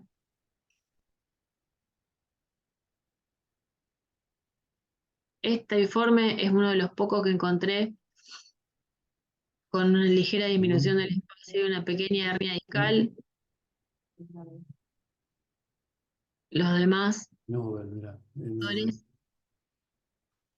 en cambio fíjense, el disco L4-L5 es normal con un ánulo protruyente, el L5S1 también es normal con una hernia discal propiamente dicha, y ahí tiene dos. Y esto ya se considera, para las comisiones médicas en general, una discopatía múltiple.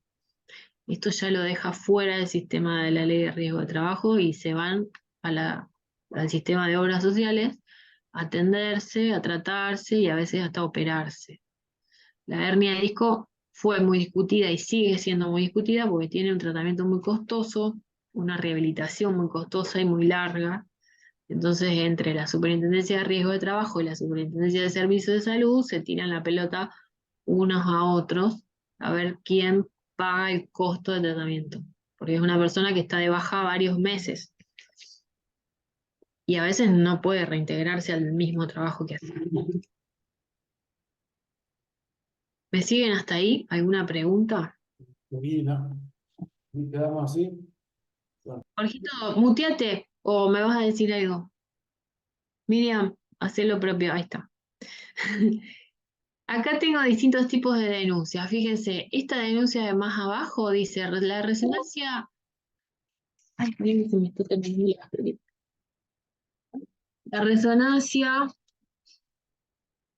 de la columna lumbosacra que se me diagnostica discopatías lumbares, a partir de la cual tomo conocimiento de la enfermedad profesional que padezco. Esto así, descrito en una denuncia, con un abogado que se la redacte un poco más prolija, y la persona lo presenta por un telegrama laboral, etc., esto cae en un pool de enfermedades no listadas, porque no está denunciando correctamente. Esto es un error de los abogados. Digo error, a lo mejor sí tiene varias discopatías lumbares, como les mostré en la resonancia anterior, pero a lo mejor tiene solamente, podría calificar para la hernia de disco lumbosacra, y resulta que por estar mal redactado cae en el reclamo de enfermedades no listadas. Y las enfermedades no listadas sí o sí salen como no listadas, o sea, no tienen chance de que sean atendidas por la aseguradora porque son no listadas, no están dentro del listado de enfermedades profesionales, no están en este sistema de riesgo de trabajo, se van sí o sí al sistema de obras sociales. Este otro también dice, bueno, por la bipedestación constante realizada a favor de la empresa hace más de 4 años, padezco lesiones en columna vertebral. Y después sigue describiendo, en ambos miembros superiores, en ambos hombros, e hipoacusia bilateral, daño psíquico y psicológico. De esta denuncia, que es un pool muy frecuente que hacen los abogados, se desprenden varios expedientes, porque cada expediente entra a comisión con un diagnóstico por sector. Entonces va a tener la persona un expediente por columna vertebral, un expediente por miembros superiores, otro por ambos hombros, otro por hipoacusia y otro por daño psíquico y psicológico. O sea, por lo menos 5, para no desdoblar el último. El que dice lesiones de columna vertebral, por no decir que denuncia una hernia discal lumbosacra, dice padezco lesiones de columna vertebral, va a entrar como expediente de una enfermedad no listada. El que dice ambos miembros superiores también. El que dice ambos hombros, ese es ambiguo porque podría llegar a entrar como hombro doloroso simple, que así está descrito en el baremo. El que dice hipoacusia, sí, ese está bastante prolijito, ese va bien. Pero el que dice daño psíquico y psicológico no me sirve porque tampoco está listada, entonces entra como enfermedades no listadas. Lo mismo la denuncia de abajo. ¿Qué denuncia? Padezco en el estado actual, región dorsolumbosacra, actitud escoliótica del eje columnario, con contractura muscular. O sea, copian lo mismo que a lo mejor tiene un informe médico del médico de parte, o médico legista, médico laboral, lo que sea que trabaje con el abogado, lo copian en la denuncia, pero en realidad es una denuncia mal hecha, que ya por estar denunciando eso se sabe que no se sabe, y entran en este pool que les digo de enfermedades no listadas y no tiene chance, no pasa por la superintendencia. Ese gran filtro sigue diciendo que no es parte del listado de enfermedades profesionales y chau. A veces es una estrategia del abogado para que el expediente salga salga rápido, entre comillas, porque es un expediente de fácil resolución. Pero quiero decir que a lo mejor la persona sí tiene lo que tiene, y por estar mal redactado y no decir exactamente lo que dice el decreto 658 del 96, no le están reconociendo lo que dice tener.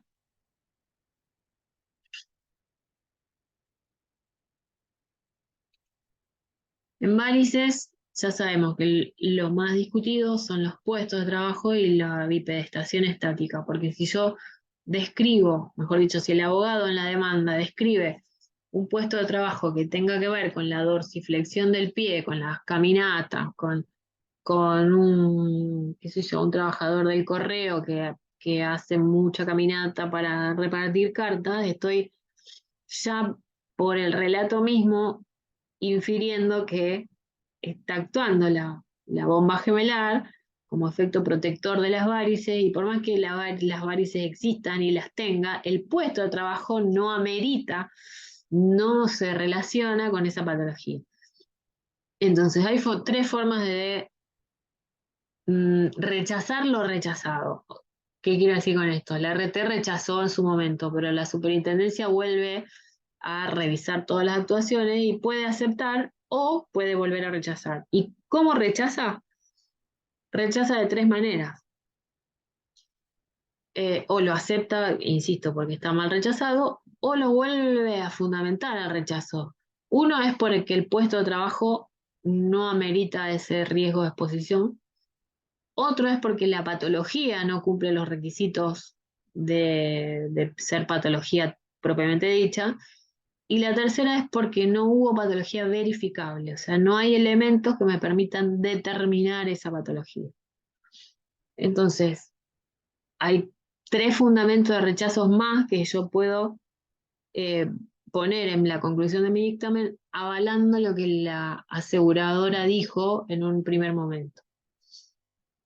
Ahora, si la aseguradora rechazó por X motivo, porque la persona no fue a hacerse ver, o porque a veces dice que no tenía la póliza de seguro vigente, lo puede ver legales, y legales lo reconoce, entonces yo en mi dictamen digo, bueno, ¿existe la patología? Sí. ¿Hay informe médico? Sí. ¿Hay un estudio complementario o un diagnóstico por imagen? Sí. ¿Hay un RAR positivo que puede tener el código de exposición? Sí. Ya cuando el RAR me dice que sí, no pido CIMAP, porque el RAR me está dando el pie de decir, es verdad, el puesto está expuesto. Ahora, si el RAR me dice que no, ya puedo pedir un CIMAT en el medio, y el CIMAT veo a ver qué onda, si me dice que sí o si no, bueno, ahí el circuito es ese, se acepta o se vuelve a rechazar. Entonces, bueno, a lo que iba es que la discusión sobre varices va más no por la patología propiamente dicha, porque cuando la tiene, sino por el puesto en sí. Y acá está la descripción del puesto. Si hubo bipedestación estática, que es la bipedestación con deambulación nula, por lo menos durante 2 horas seguidas durante la jornada laboral habitual, o con deambulación restringida, cuando deambulan menos de 100 metros durante por lo menos 3 horas seguidas en la jornada habitual. Si hay bipedestación con portación de cargas, que con aumento de la presión intraabdominal al levantar, trasladar, mover o empujar objetos pesados. Y si hay bipedestación con carga térmica, que estos en realidad son los más reconocidos. Son todos los trabajos efectuados con bipedestación prolongada en ambientes donde la temperatura y la humedad del aire sobrepasan los límites legalmente admisibles. Acá sí tiene que haber medición, tengo que tener un signo. Si el tipo además me dice trabajo en un horno de fundición, tengo que pedir encima que guarda. Si no lo presenta, punto para los chicos, en realidad, bueno, yo te lo pedí, la aseguradora no me lo trajo, bueno, se reconoce. Y después patalean y quieren apelar el dictamen la aseguradora, y digo, bueno, pero acá está. O sea, la persona dice esto, vos no dijiste lo contrario, yo te pedí el informe y no me lo trajiste, ya está. Es, digamos, una estrategia en el papelerío, ¿no? Porque el papelerío es lo que va a determinar, en definitiva, cómo está conformado el expediente, a veces determina si se acepta o no. Por eso insisto en que ustedes son los que asesoren a los abogados o a los abogados de parte, en este caso, porque los abogados se mandan muchas veces solos y son los que hacen las desprolijidades. Esta foto ya la vimos. Esta la traje porque en realidad uno de los primeros puestos es este que está acá subido, porque los de abajo rotan en el frigorífico, pero este que está acá en este pedestal, que es el que corta la media res, a veces se queda las 8 horas ahí y puede moverse 1 metro por 1 metro, nada más, no rota con los otros. Entonces ese estaría expuesto ya en el RAR directamente. Lo tendría que poner como expuesto. Si los otros pueden rotar, no. de las hernias ya les hablé. Protocolo de tratamiento, acá le pueden sacar una fotito como para acordarse cómo buscarlo en la web, por número. En miembros superiores, disfonía, columna, miembros inferiores y el de psiquiatría también está. Son todos del 2012 o 2013 en adelante. En cuanto a salud mental, ya saben que esto es una diapo de Cohen, que dice que hay ocultamiento jurídico, ocultamiento epidemiológico y hay limitaciones teórico-metodológicas con ocultamientos conceptuales, porque no existe. Las patologías en salud mental derivadas del trabajo en nuestro medio no están reconocidas. Sin embargo, en el 2013 se estableció un protocolo de psiquiatría, pero se estableció porque los accidentes de trabajo eran, por ejemplo, los que eran muy, muy belicosos, también se reclamaban las reacciones vivenciales. Entonces se puso un poco de letra para limitar eso. Y se creó un departamento de salud mental dentro de la superintendencia, porque hasta ese momento no había psicólogos ni psiquiatras. Ahora hay muchos, incluso en la delegación nuestra hay 4 o 5 psicólogos, no psiquiatras, psiquiatras hay pocos y están en Buenos Aires y se interconsultan o y viaja y viene a evaluar pacientes acá una vez al mes, no sé. Pero en general los psicólogos son los que determinan si hay patología derivada de un hecho agudo, o sea, de un postraumático, sería, ¿no? Un estrés postraumático. Esto en el caso de que sea accidente, porque no hay enfermedad del área de salud mental, no hay una enfermedad profesional descrita todavía. Entonces sí puede haber un cuadro de psiquiatría derivado de un accidente. Es muy frecuente, por ejemplo, en los ferrocarriles, cuando tienen a alguna persona que se les tira las vías y el conductor después no queda bien, o los policías, todo el sector terciario, en los del servicio penitenciario, bueno, mucha gente está denunciando cada vez más, ¿no? Accidentes de trabajo y vincula reacciones vivenciales anormal neuróticas, que son REBAM, para nosotros RBAN, en distintos grados, grado 1, grado 2, grado 3, grado 4. Entonces este protocolo dice en qué caso la aseguradora lo aceptaría al tratamiento coadyuvante. Entonces también me describe, por ejemplo, acá están los test que le van a hacer los psicólogos, test de Bender, de Rorschach, el HTP, el House Tree Person, el casa, árbol y persona, que tiene que dibujar, el persona bajo la lluvia. Bueno, todo esto es material de los psicólogos. Y se tiene en cuenta la valoración del daño psíquico en agresiones con arma de fuego, sí o sí, en cuadro, esperen que perdí la diapo,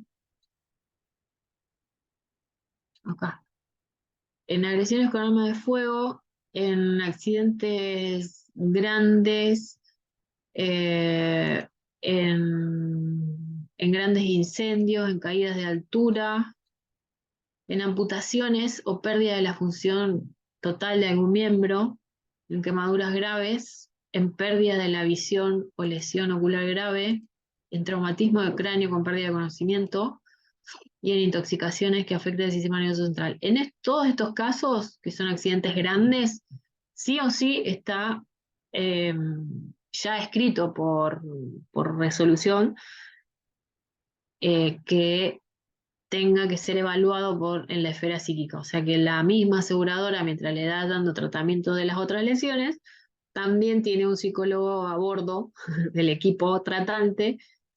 Y a veces son esos casos que se presentan en el medio del tratamiento como divergencia en las prestaciones que nos dicen, bueno, yo estoy siendo tratado por la quemadura, pero necesito un psicólogo y la aseguradora no me da bola. Bueno, bárbaro. Entonces, ¿cómo fue el siniestro?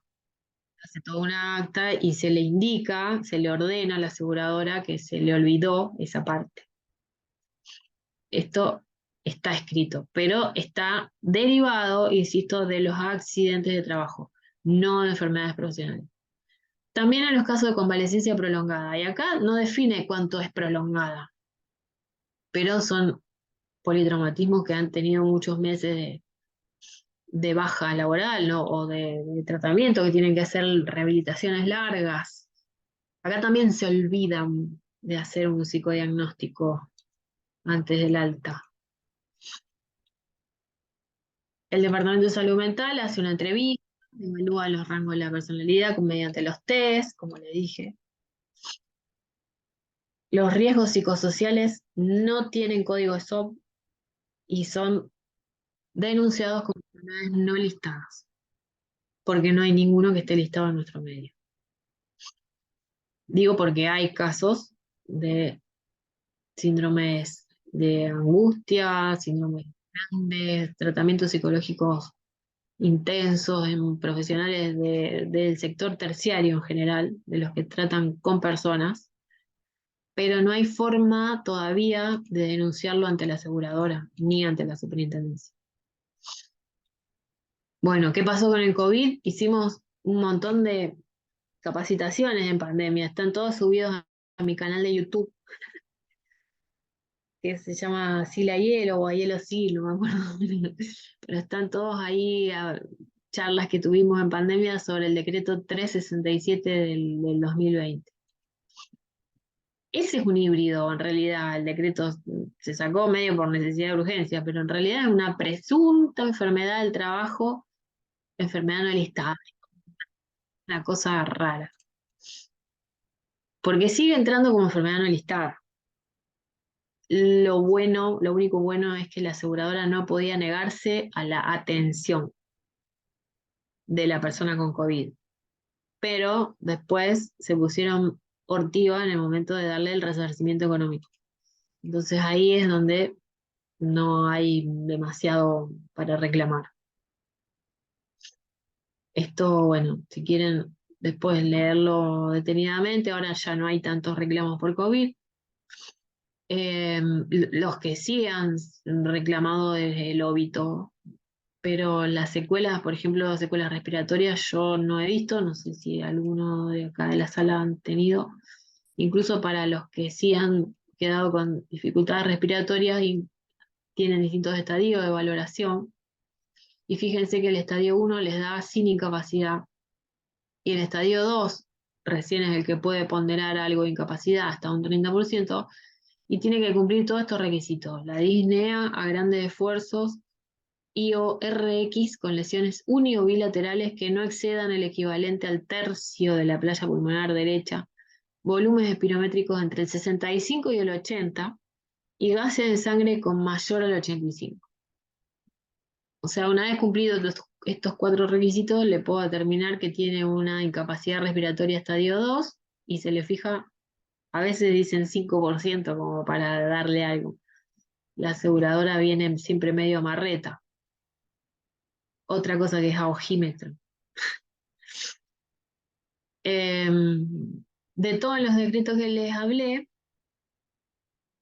me faltaría incluir en el 1167 del 2003, que incorporó el hantavirus y el trypanosoma cruzi en trabajadores rurales.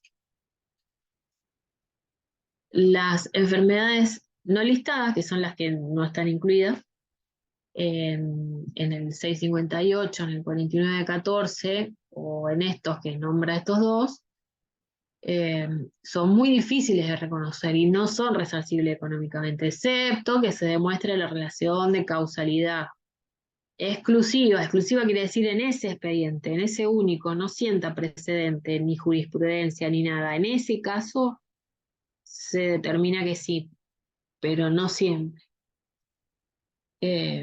Yo siempre por ahí digo algún ejemplo, bueno, fueron muy pocos en mi carrera, pero hubo uno que fue muy discutido, que era una docente que había tenido ya una disfonía, que fue reubicada, recalificada y se quedó en un sector administrativo donde recortaba para el jardín de infantes cuando había cuadernito de comunicaciones, todas las notitas para las mamás y los papás que leían el cuadernito. Entonces, tenía una artrosis en el dedo pulgar, en una de las articulaciones del dedo pulgar derecho, que no la tenía en el izquierdo, ni en el resto de las articulaciones. Entonces ahí fue el único caso que además fue muy, muy charlado. Fue el único caso que me acuerdo haber reconocido yo desde la comisión médica central, porque la jurisdiccional no lo puede hacer. Pero se pasa a la central de facto y la central es lo que le termina poniendo el cascabel al gato.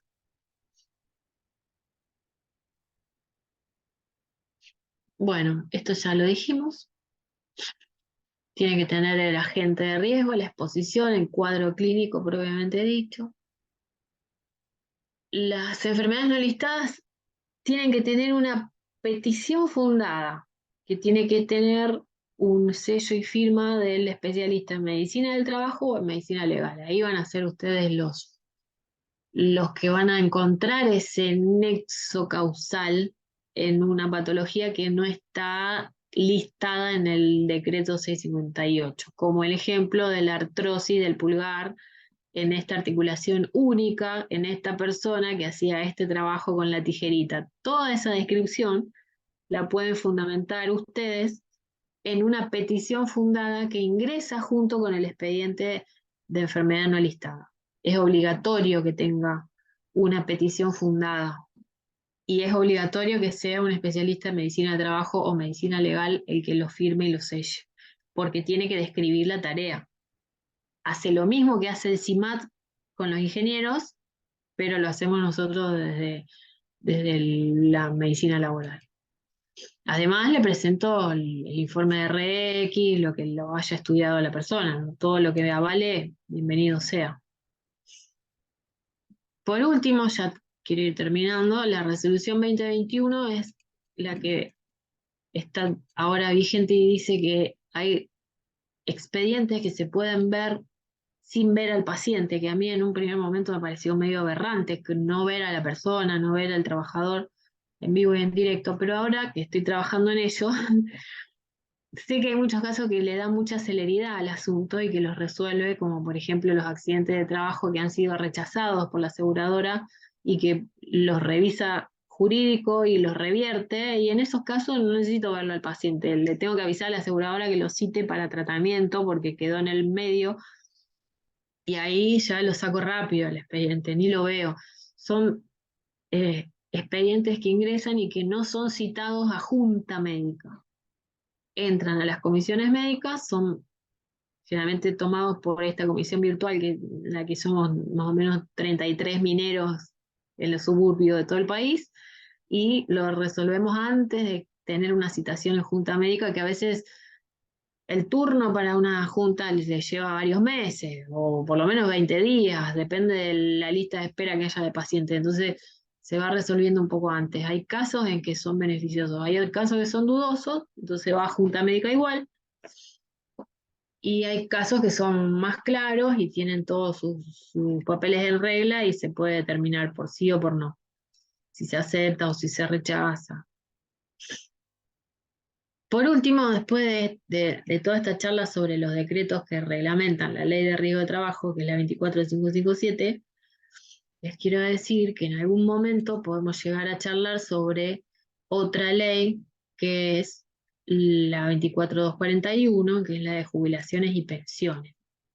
Ahí las comisiones médicas también tenemos una injerencia porque también tenemos expedientes que pueden entrar por ANSES para retiros por invalidez. Es un gran capítulo y no siempre un trabajador que ha tenido muchos infortunios y muchas incapacidades puede ingresar a jubilarse porque son baremos distintos y son valoraciones distintas, son tablas de incapacidades distintas. El laboral le da mucha importancia a todo lo traumatológico, sobre todo de las manos, e incluso valida o evalúa articulación por articulación. En cambio, el de jubilaciones y pensiones le da mucho más peso a las enfermedades sistémicas, como la diabetes, la hipertensión, las microangiopatías que hace por distintas partes del cuerpo, y no tanto a lo traumatológico. Entonces, a veces hay que conocer los dos baremos para lo que hacen los abogados también como error, es decir, bueno, ya tenés muchos registros de accidentes, de enfermedades, vamos a ver si te podemos jubilar. Y no, a veces no sucede, porque no pasa.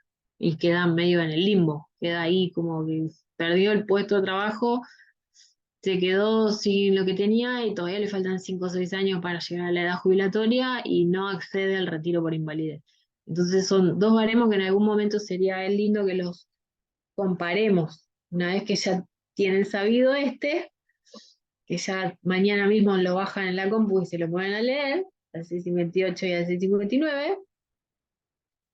Y bueno, más adelante hablamos del 478, que es el decreto reglamentario de esta otra ley de jubilaciones y pensiones.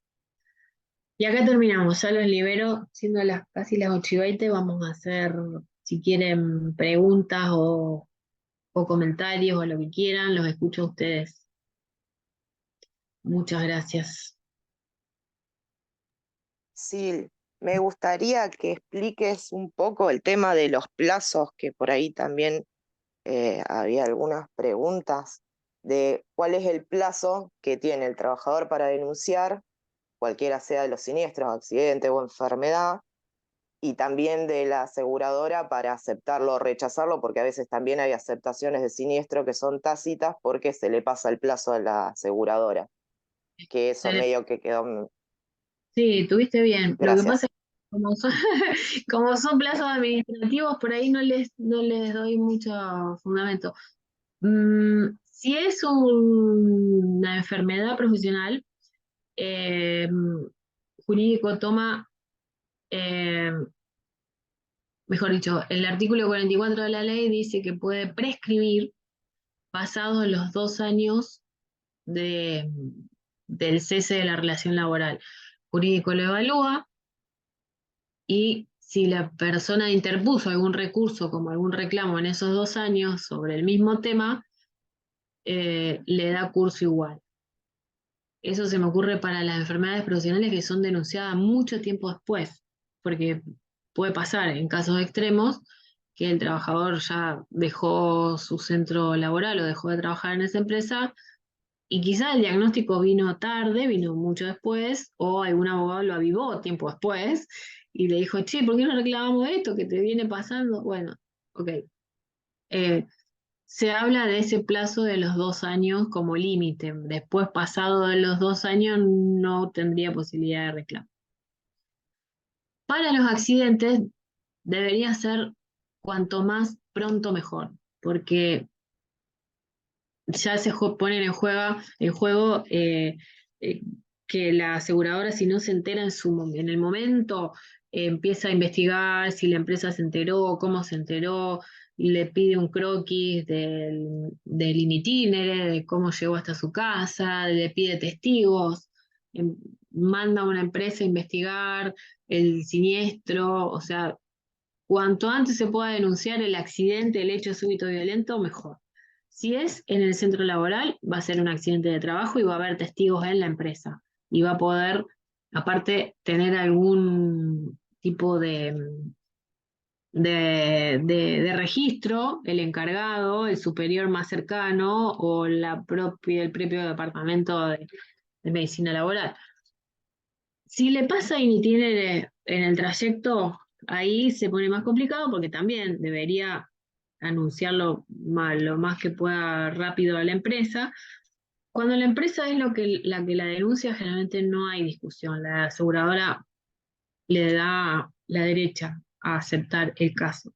Pero cuando la persona es la que denuncia y no la empresa, y la empresa se hace la desentendida, se ponen en juego otras cuestiones y ahí arranca la investigación del siniestro. Y ahí es donde se buscan testigos, croquis del lugar, quién lo atendió, quién le hizo la historia clínica inicial, quién lo atendió por primera vez.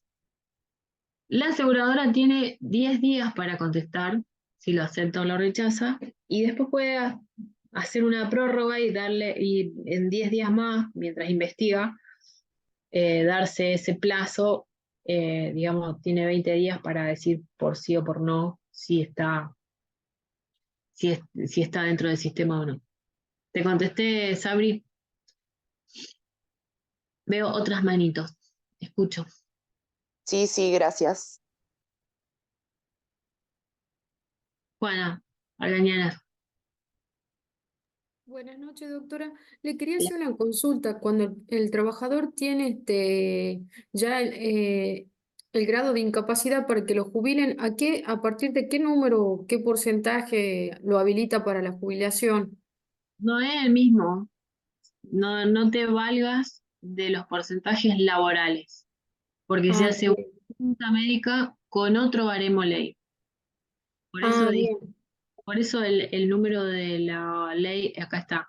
La ley es 24241 y el decreto es el 478 del 98. Ese baremo previsional es el que le va a dar un 66% para jubilarse. Pero no te valgas de las incapacidades o de la sumatoria de incapacidades que tuvo en la ley de Sí. riesgo de trabajo, porque no es la misma forma de validar, de evaluar. Ah, Vas a ver bien, gracias. distinto. Muchas gracias. No, por favor. Sí, Tamara. Doc, te quería preguntar una cosa que me llamó la atención.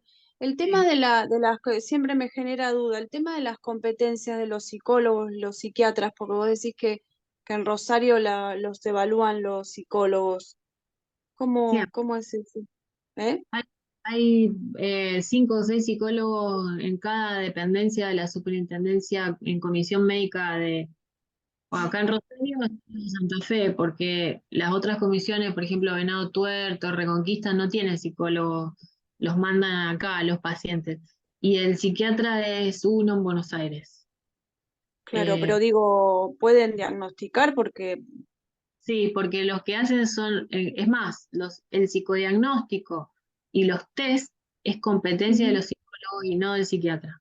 Sí, El psicólogo en realidad es el que determina estas características de la personalidad que puede sí, estar opacando o no eh, el sí. cuadro.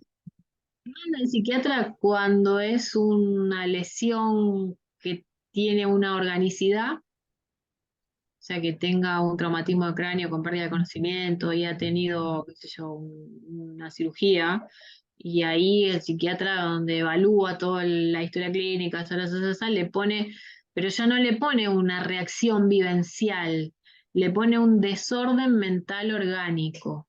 Ah, claro, sí, sí, eso es. Es Ah, otra, y es si otra, le genera duda, lo derivará al psiquiatra, si al psicólogo le genera duda.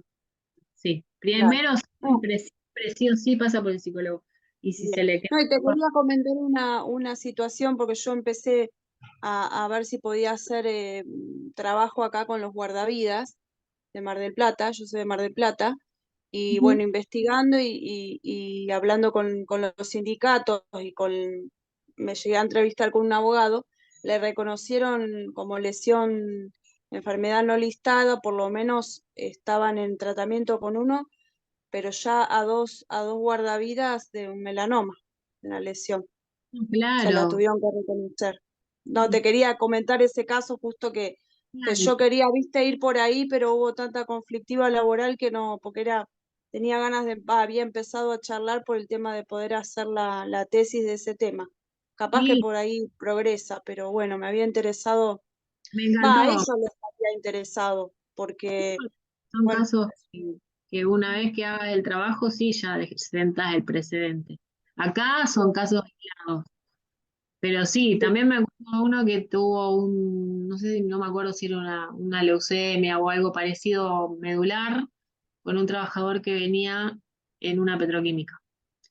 Y él presentó todas las fichas de seguridad, era una carpeta así, me acuerdo que todavía no era expediente digitalizado, porque nosotros nos digitalizamos en el 2015, era papel y era una carpeta que tenía un montón de folios y había que ver hoja por hoja ese y el expediente. abogado me dijo que se lo aceptaron inclusive en la comisión médica de acá local, de Mar del Plata, ni siquiera tuvo que llegar a otra instancia. Central lo ratifica al lado, digamos.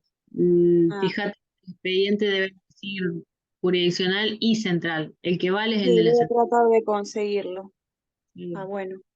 Bueno, eso te quería decir nada. Bueno, chao, gracias. A ustedes.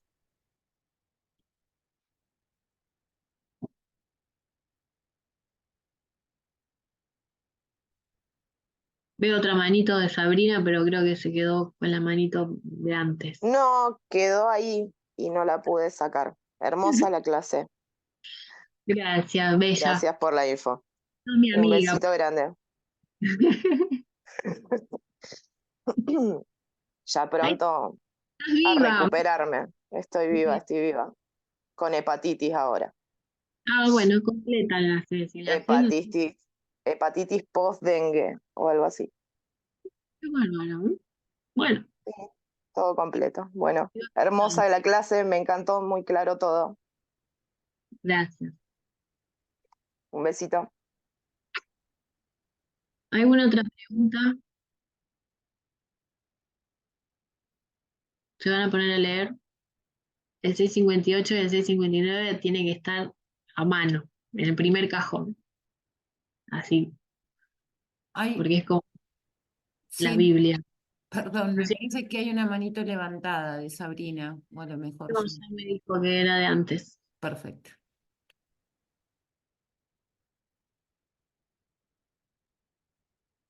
Bueno, ya estamos en hora de la picada, del vermú. Si no hay más manitos, me despido así, con un beso general.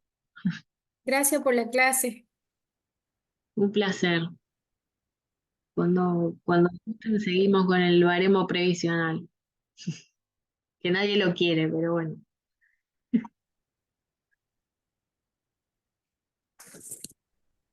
Muchas gracias. Bueno, gracias a ustedes por aguantar hasta el final. Gracias, buenas noches. Chao, Chau, chao. chau, chau a todos. Chau, Lu. ¿Hablamos en algún momento? Chao, sí, Chao, hasta hablamos. luego, Buenas gracias. noches. Chao, chao. Chau, chau a todos. Me voy.